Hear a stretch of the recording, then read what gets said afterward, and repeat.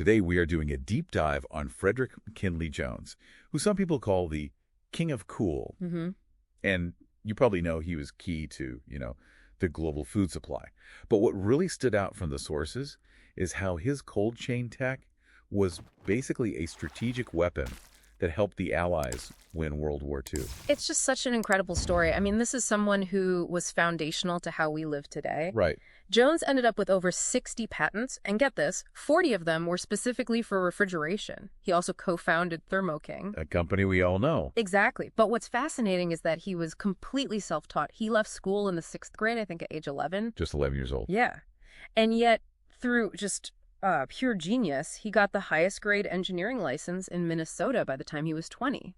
And this was all during the Jim Crow era, so the barriers were immense. That scope of skill is it's astonishing. Yeah. Before he even got to cooling, his work crossed into totally different fields. Right. He wasn't just a one-trick pony. Not at all. He invented a sound synchronizer for movies, for the early talkies, and sold the patent to RCA. And he even developed an early portable X-ray machine. So you're seeing this pattern of a mind that just tackles massive engineering problems, wherever they are. A true polymath. Precisely.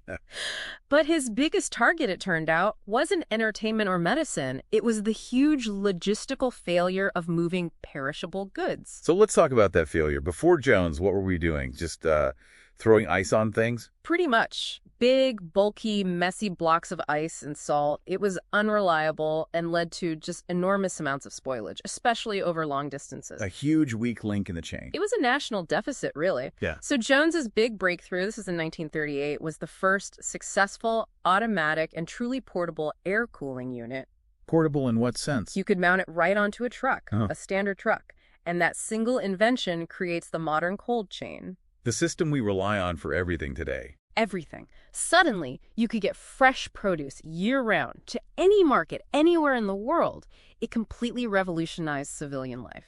And the sources are very clear that the U.S. government saw this and immediately thought, military. Oh, instantly.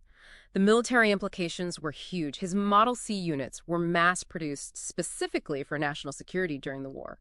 I get that the military needs cold food, but was this really that different? I mean, was the Model C just moving better rations, or was it something more? It was so much more. This was absolutely strategic. This lifeline wasn't just about food. Right. It let logisticians transport things that were incredibly temperature sensitive. We're talking about refrigerated blood plasma, complex drugs. Life-saving medicine. Exactly. Yeah. Directly to field hospitals and forward combat areas. This capability massively increased the survival rate of wounded soldiers. It wasn't just a convenience. It was a strategic weapon that directly lowered fatality rates. And the design itself, it was built for war. Right. Oh, yeah. These units were tough. They were designed to be so robust the military could literally drop them by parachute into active combat zones. Wow. So you could get a field hospital what it needed right now. Immediately. It ensured those critical supplies got to the wounded without delay. It's amazing. But the sources also point out this pattern of delayed recognition, delayed credits. They do. Jones was the first African-American elected to the American Society of Refrigeration Engineers in 1944, which is great. But his highest official honor, the National Medal of Technology, didn't come until 1991. 30 years after he died. Posthumously, yeah.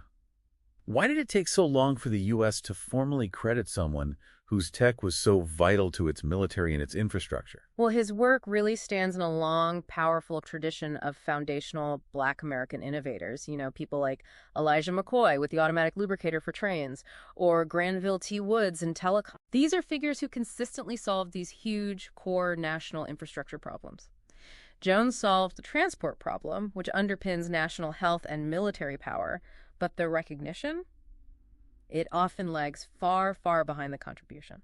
And his technology is still sustaining billions of people. I mean, you think about modern vaccine delivery, global commerce. Yeah. It all goes back to this. It's everywhere.